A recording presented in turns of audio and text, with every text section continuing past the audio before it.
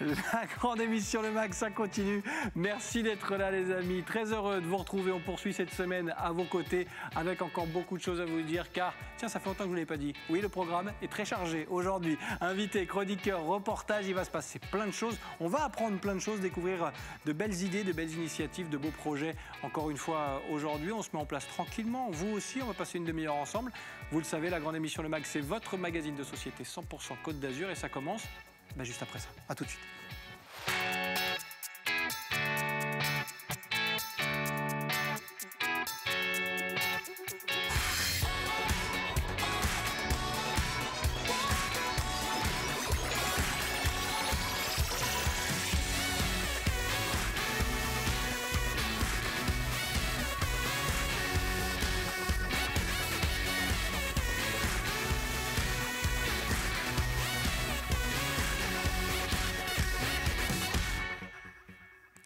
Mercredi 28 avril, vous regardez la grande émission Le Mag. Merci de nous retrouver comme chaque jour sur les antennes d'Azur TV. On est ensemble pendant une demi-heure à partir de 18h du lundi au vendredi, ça vous le savez.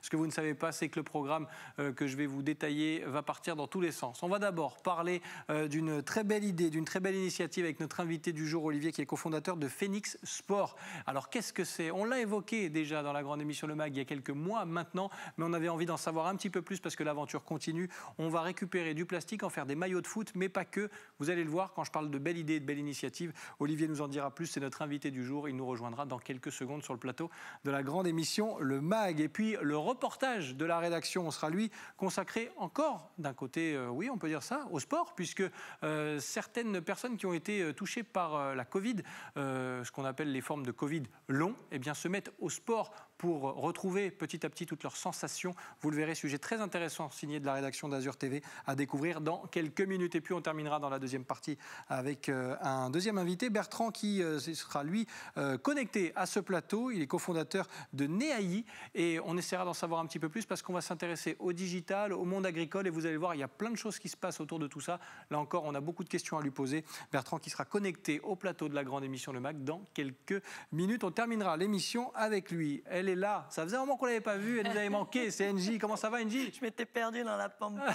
Oui, c'est ça. Ça va très bien. Aujourd'hui, on va parler de sport et ça ne me parle pas du tout.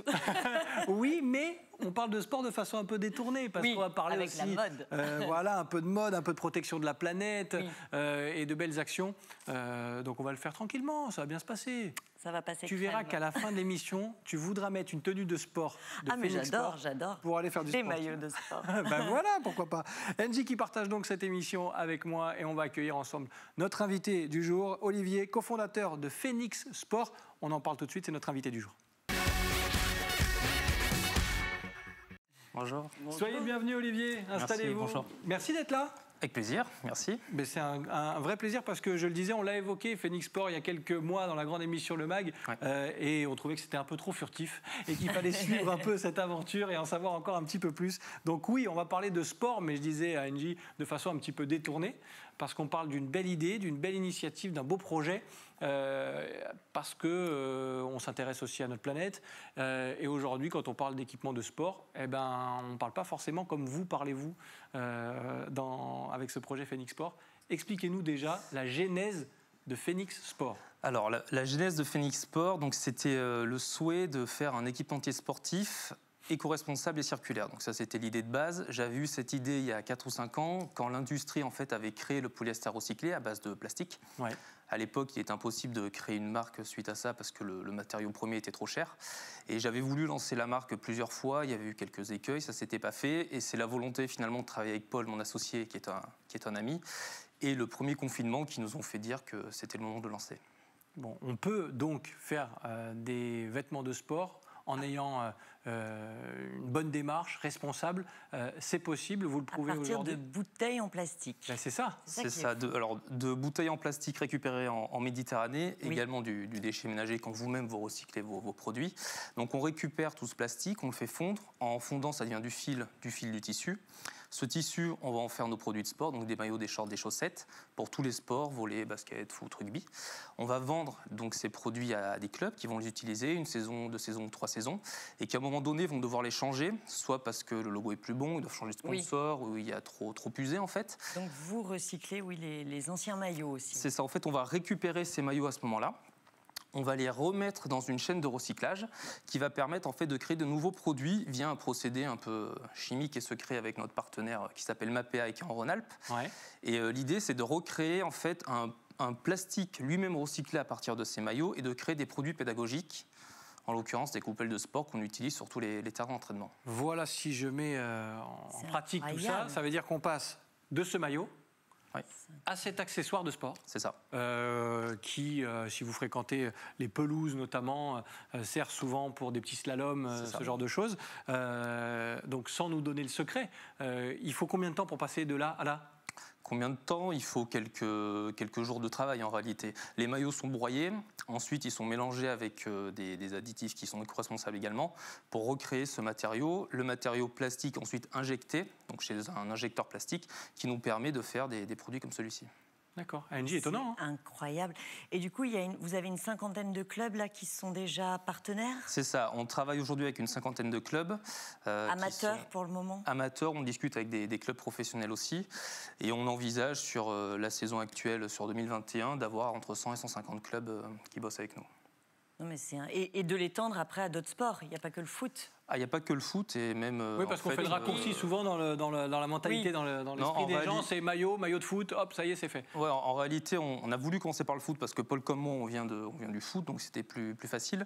Mais en réalité, on voit que d'autres sports sont beaucoup plus friands de ça, et notamment le volley, le handball, le badminton et les sports de raquettes sont extrêmement intéressés. En réalité, le foot, ça devient une petite portion de ce qu'on fait. Et comparativement aux autres clubs. Il n'y a pas que le fait de s'acheter une bonne conscience, si je peux me permettre, parce que les clubs ont envie aussi de se tourner vers la protection de l'environnement, ont envie de ce genre d'action de plus en plus fréquente, heureusement.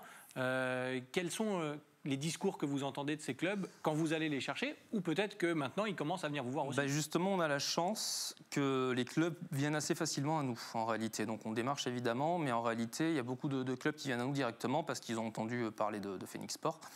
Et on constate réellement qu'il y a une volonté vraiment de changement de la part des clubs et qui veulent faire quelque chose pour la planète. C'est plus un discours de façade, c'est une réalité concrète.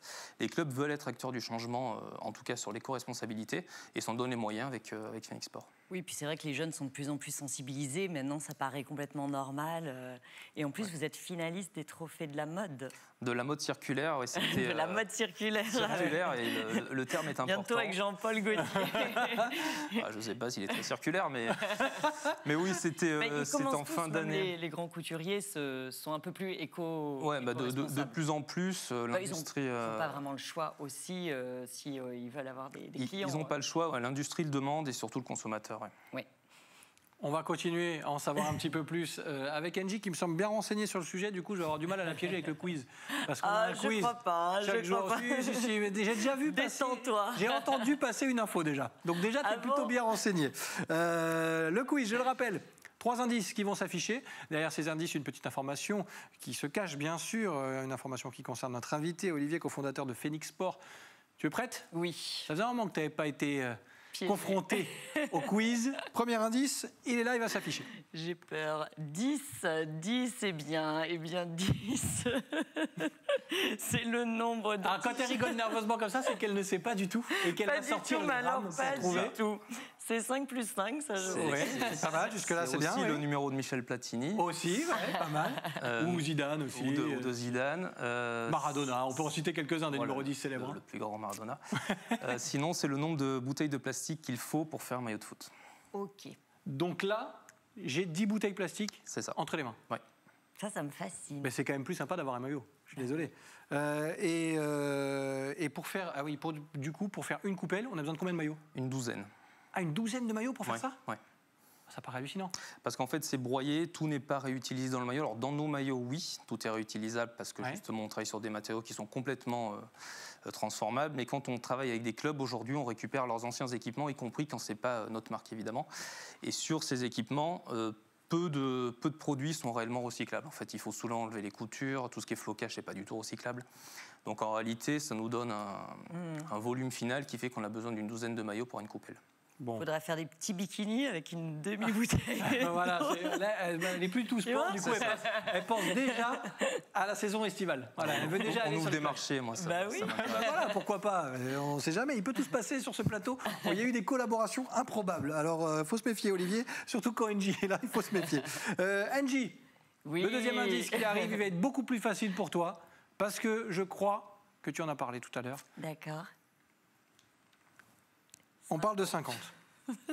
Tu t'en as parlé tout à l'heure. Ah si, maintenant tu te mets à pas trouver. Ah, c'est les 50 clubs. Les voilà, merci, les clubs partenaires. J'avais dit une cinquantaine, donc ça fausse tout. Ils jouent le jeu, ils récupèrent les maillots. Comment ça se passe avec ces clubs? Donc on leur envoie les maillots Phoenix Sport et l'idée c'est qu'ils se servent des cartons qu'ils ont reçus avec leurs nouveaux équipements pour nous renvoyer leurs propres anciens équipements. Et en fait, il y a énormément de clubs qui ont beaucoup de maillots dans les clubhouse et qui ne savent pas à quoi en faire. En réalité, on répond à une demande qui était sous-jacente et pas réellement décrite.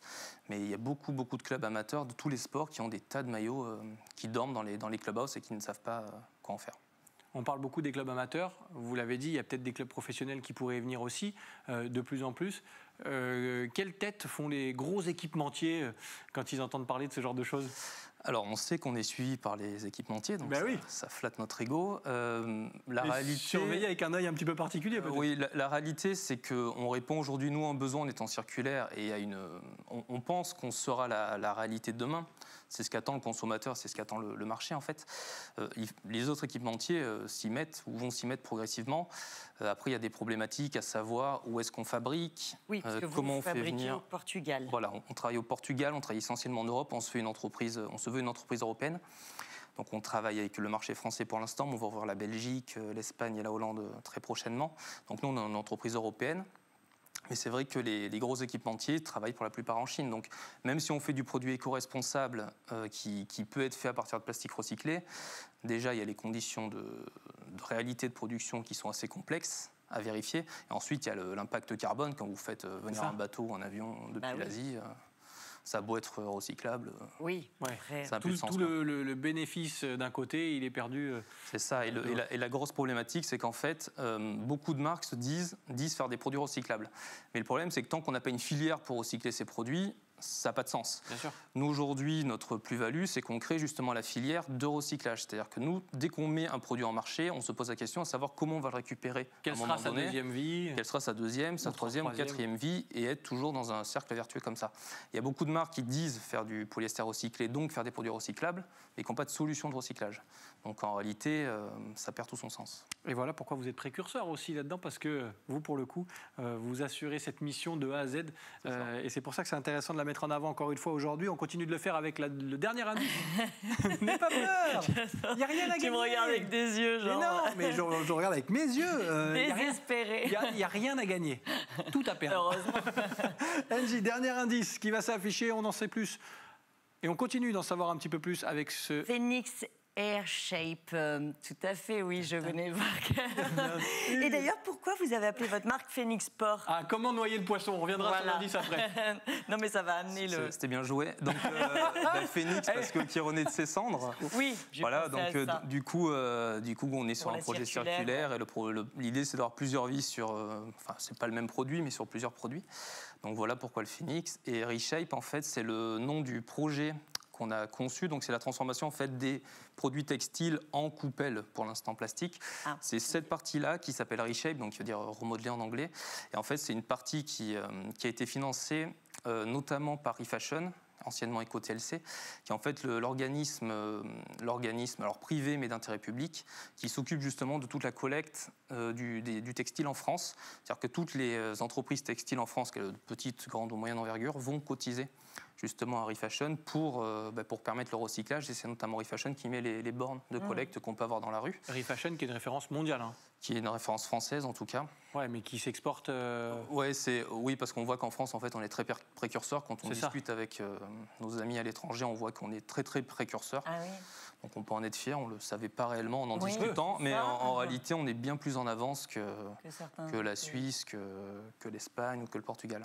Bon, on continue d'évoquer Phoenix Sport avec notre invité Olivier sur le plateau de la grande émission Le Mag aujourd'hui. Merci Olivier encore de participer à cette émission et de passer un petit moment avec nous. Avec Angie, ça n'est pas du tout sorti, mais alors elle a noyé le poisson, surtout sur le dernier indice. J'ai cru que même le deuxième quiz dont tu avais parlé 2 minutes avant, tu allais l'oublier.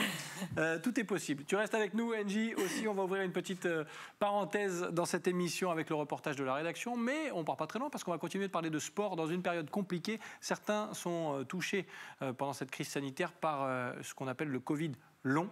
Eh bien oui, le sport peut permettre de retrouver certaines sensations et de se réapproprier son corps. Vous allez le découvrir grâce à ce reportage de la rédaction d'Azur TV. Cela fait plusieurs mois que ces patientes ont eu le Covid. Aujourd'hui, elles entament leur première séance d'un programme de sport personnalisé qui a pour but de recouvrer leur capacité physique perdue ou diminuée par le Covid long. Cette persistance des symptômes bien après la maladie. Sur le plan cardio-respiratoire, des séquelles, effectivement. Parce que j'ai fait une péricardite avec épanchement. Et du coup, difficulté à récupérer sur l'effort parce que je m'essouffle très vite. Et là, je me retrouve diminuée à, je dirais, à plus de 50% de mes capacités, quoi. Au fil du temps de la convalescence, on apprend à connaître ce nouveau corps, on va dire, qu'on ne connaît pas. Mais c'est quand même rassurant d'avoir des professionnels pour nous guider dans la remise en forme et la rééducation. Afin de venir à bout de ce Covid long, la mairie de Nice propose ses séances de sport adaptées. Aujourd'hui, ce sera un travail de renforcement musculaire. 1, 2. Et on peut avoir des personnes ayant des séquelles beaucoup plus importantes qui ont disparu, qui sont dissipées, ou d'autres qui sont vraiment dans la difficulté. Donc du coup, on adapte nos séances à chacun en fonction de nos tests initiaux à la première séance. Et le but, ça va être de travailler sur ces capacités-là pour améliorer ces tests de condition physique à la fin des 12 semaines. Mais ces séances stimulent aussi le moral des patientes. Parce que faire de la gym devant son ordinateur ou devant sa télé avec des capsules vidéo, c'est quand même pas... Faut être motivé. Alors que là, bon, ça fait sortir, ça fait rencontrer des gens. Bon, c'est très bien. Très bonne initiative. Et puis, on est peu nombreuses. Plusieurs lieux accueillent ces séances de sport post-Covid. À Gorbella, l'Animanis de Costanzo ou encore le stade Charles Hermann. Pour participer, c'est gratuit. Il suffit de s'inscrire avec une prescription et un certificat médical par mail à sportsanté@ville-nice.fr. Merci Alexis Ricard de la rédaction d'Azur TV, emmené par le magnifique Nicolas Galup que vous retrouvez tous les soirs du lundi au vendredi à partir de 18h30 dans le Grand Direct. Aux côtés d'Éric Revel pour l'info, nous on est de retour sur le plateau de la grande émission Le Mag avec Angie, toujours en forme ? Toujours en forme. Ouais. Je vais faire Tu vas faire un peu de sport toi aussi ? Ouais, avec eux, c'est pas mal. En tout cas c'est une belle initiative parce que dans une période où les gens sont atteints par cette forme de Covid, le sport, c'est souvent la bonne solution pour pas mal de choses. On sent que là, les gens ont vraiment envie de se réunir et de faire des choses ensemble, peut-être plus qu'avant, en fait. Ça a été un choc pour tout le monde et du coup, ils veulent se retrouver. Et là, on allie en plus l'utile à l'agréable parce que c'est vrai qu'il y a un vrai suivi santé derrière. Ouais. Et c'est important de le mettre en avant aussi. Olivier, vous êtes toujours avec nous, cofondateur de Phoenix Sport. On parle de ces maillots réalisés à partir de bouteilles de plastique récupérées. D'ailleurs, dans une question, quand vous dites « on récupère », est-ce que vous travaillez avec des associations, avec des gens qui vous aident justement à récupérer tout ce plastique, notamment en mer Méditerranée ? Oui, c'est l'association Sequal, donc qui est au-dessus de Barcelone en Espagne. En fait, c'est des marins pêcheurs qui donc pêchaient du poisson et qui se sont retrouvés avec plus de plastique que de poisson. Et donc justement a été créée cette association qui permet d'utiliser ce plastique pour créer du fil et faire nos maillots. D'accord. Bon, voilà, c'était une question que je me posais aussi. Une question sur l'écologie en général. Est-ce que vous ne pensez pas que c'est déjà trop tard, en fait ? Enfin, ça n'a rien à voir avec vous, mais le fait que maintenant, on s'y mette depuis quelques années à trier les déchets... C'est jamais trop tard, mais comme on disait tout à l'heure, en fait, en France, on est en réalité un peu plus en avance qu'ailleurs, et alors qu'on n'a pas forcément... C'est pas forcément le sentiment qu'on a. Non, pas du tout. Donc, non, c'est jamais trop tard. Est-ce que c'est jamais trop en avance non plus. Oui, c'est toujours mieux de faire des choses, même des fois parfois à petite échelle, mais au moins on bouge. On essaye de faire bouger les choses et c'est ce que vous faites aussi, Olivier, avec Phoenix Sport. Nous, on continue cette émission et on va accueillir un deuxième invité connecté cette fois-ci à ce plateau. Il s'appelle Bertrand et on est encore une fois à vos côtés. Bertrand, cofondateur de Neaï, qui normalement est connecté à ce plateau. Est-ce qu'il est là ? Est-ce qu'il m'entend ? Et je suis là. Bonjour, bienvenue, Sébastien. merci d'être avec nous. Alors déjà, j'espère que j'ai pas fait de bêtises. Neaï, c'est bien comme ça qu'on prononce? Parfait. Ça vient du grec, nouvelle terre. D'accord, et la terre, on va en parler. On va en parler de la terre, bien sûr, parce que on va allier le digital, le monde agricole, et vous allez nous expliquer cette idée qui est née avec Neaï. Expliquez-nous le projet et ce que vous avez décidé de mettre en place, tout simplement. En fait, c'est très simple. En France, on a un peu moins d'un demi-million d'agriculteurs qui sont tous, pratiquement tous, en transition assez profonde, soit parce que les cultures qu'ils faisaient sur les 10 dernières années poussent de plus en plus mal à cause du réchauffement climatique, à cause de l'arrivée de nouveaux insectes, de nouvelles mauvaises herbes, avec des contraintes toujours plus compliquées. Et donc tous ces agriculteurs qui nous nourrissent cherchent tous les jours des nouvelles manières de faire leur métier en mettant moins de pesticides et en luttant contre des problèmes toujours un peu différents. Et en fait, leur problème, c'est que c'est des changements qui coûtent cher, quoi. Typiquement, un viticulteur qui essaye des nouveaux cépages pour qu'ils soient plus résistants à la sécheresse, c'est 4, 5, 10 ans de mise en œuvre. Donc avant d'y aller, ils ont besoin de se renseigner, comme nous, on se renseigne avant d'aller chez Decathlon pour choisir un vélo électrique. Et en fait, l'information pour les agriculteurs, elle est compliquée à obtenir.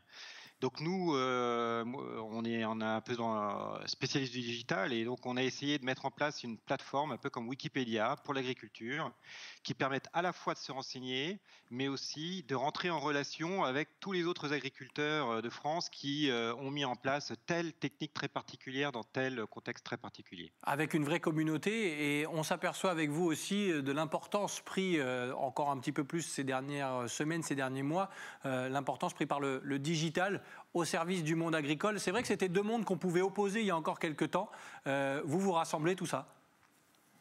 Ah non, mais en fait, c'est une idée préconçue. En réalité, les agriculteurs sont très connectés, voire sont plus connectés que d'autres secteurs professionnels, hein. C'est important de le dire, oui, bien sûr. Oui, ils consomment beaucoup d'Internet déjà pour se renseigner. Leurs tracteurs la plupart des tracteurs maintenant sont autoguidés avec des systèmes de GPS assez fantastiques. Donc non, le digital est vraiment rentré dans l'agriculture. La difficulté, c'est que pour eux, mettre en place des systèmes risqués qui sont longs à mettre en place et qui leur coûtent cher alors qu'ils ont peu de revenus, c'est des équations parfois un peu difficiles à résoudre. Donc là, effectivement, l'objectif, c'est effectivement d'arriver à se rassurer un petit peu, à diminuer le risque en choisissant les bonnes manières de faire, quoi. Bon, et vous êtes là pour faciliter le travail de tout ce joli monde et une belle communauté qui grandit de plus en plus. Si on a envie d'en savoir plus, évidemment, question bête, mais on vous retrouve sur Internet, sur les réseaux aussi? Voilà, la plateforme s'appelle Triple Performance, comme la performance environnementale, économique et sociale. Et puis voilà, notre site qui s'inscrit sur l'écran, neai.com. Merci beaucoup Bertrand d'avoir partagé ces quelques minutes avec nous de façon digitale aussi, connecté à ce plateau. C'était un plaisir de vous accueillir. Allez, bonne soirée, merci. Merci beaucoup, à très bientôt. Voilà, encore une belle initiative en plus sur la Côte d'Azur. Donc on est ravis d'en parler régulièrement dans la grande émission Le Mag. C'est aussi ça le principe de cette rubrique à vos côtés. On essaie de mettre en avant le maximum d'initiatives. Ça a été le cas aussi en plateau avec Olivier, notre invité, puisqu'on a parlé de Phoenix Sport. La suite, elle ressemble à quoi? Parce que j'imagine qu'on essaye toujours de trouver des idées, de se renouveler, d'avancer dans le bon sens. Elle ressemble à faire des nouveaux produits pour des nouveaux sports, ouais, notamment hockey sur glace et hockey sur gazon, sur lequel on a de la demande, et d'ouvrir à d'autres territoires que la France, et puis continuer à... Et si on veut faire un cadeau pour quelqu'un, est-ce qu'on peut faire un t-shirt personnalisé? Vous le commandez, mais alors, à l'unité? À l'unité, non, parce que nous, on travaille qu'avec les clubs. Et en fait, c'est assez important. En termes de traçabilité, c'est fondamental parce que c'est assez facile, entre guillemets, de vendre des produits à un club, de les récupérer dans 3 ans. Parce qu'un club qui achète aujourd'hui 200 maillots, il en achètera 200 dans 3 ans. Donc, on peut les récupérer. Si c'est une personne individuelle, un consommateur lambda, il va peut-être acheter un maillot, mais rien ne dit que dans 3 ou 4 ans, il va changer de maillot, nous l'envoyer, etc. Donc, en termes de traçabilité, c'est très complexe de faire du business to consumer. C'est pour ça qu'on est vraiment avec les clubs et c'est assez fondamental. D'ailleurs, s'il y a des clubs qui nous regardent aujourd'hui, qui ont envie de vous contacter, ils font comment? Sur Internet, phoenix-sport.com ou sur les réseaux sociaux, Instagram principalement. Ben voilà, on ira voir tout ça et on espère qu'on aura servi nous aussi de plateforme, on parlait de plateforme tout à l'heure, pour mettre en relation certains clubs et Phoenix Sport à qui on va souhaiter une longue et belle route parce que le projet mérite d'être mis en avant. Sûr. Bravo à vous, à toutes vos équipes aussi, parce que vous êtes nombreux à travailler là-dessus depuis un petit moment. Merci Olivier d'avoir partagé ce moment avec nous. Merci à vous. C'était un plaisir. Angie, on ne va pas se quitter comme ça. Tu sais qu'il y a l'ami Rémi Molinari. Oui, qui t'a fait un petit dessin. Ah ben il nous a fait même, pas qu'à moi, parce qu'il réagit à l'actualité et il a été un petit peu coquin, je crois, notre ami Molinari aujourd'hui, comme souvent, tu le connais un petit peu, voilà. Ce policier qui rencontre cette jeune femme dans la rue, tu fais quoi? Du click and collect devant l'hôtel fermé. Oui, c'est aussi ça, être caricaturiste, se moquer de n'importe quelle situation, n'importe quand, n'importe comment. Et c'est à prendre au 3e, 4e, 5e degré. Mais merci Rémi Molinari de nous faire sourire à chaque fois en fin d'émission avec des dessins plus ou moins farfelus. Voilà, ce sera un peu le mot. Rémi qui était avec nous hier et qui reviendra très vite dans la grande émission Le Mag. Merci Angie. Merci à toi. À très bientôt. Merci Olivier d'avoir partagé ce moment avec nous pour parler de Phoenix Sport. Ça a été un plaisir. Nous, on vous retrouve toujours avec autant de plaisir pour terminer la semaine dès demain, puisqu'on est là du lundi au vendredi à partir de 18h avec toutes les équipes de la grande émission Le Mag. Merci de votre fidélité. Passez un agréable moment sur nos antennes et je vous dis à demain. Bye bye.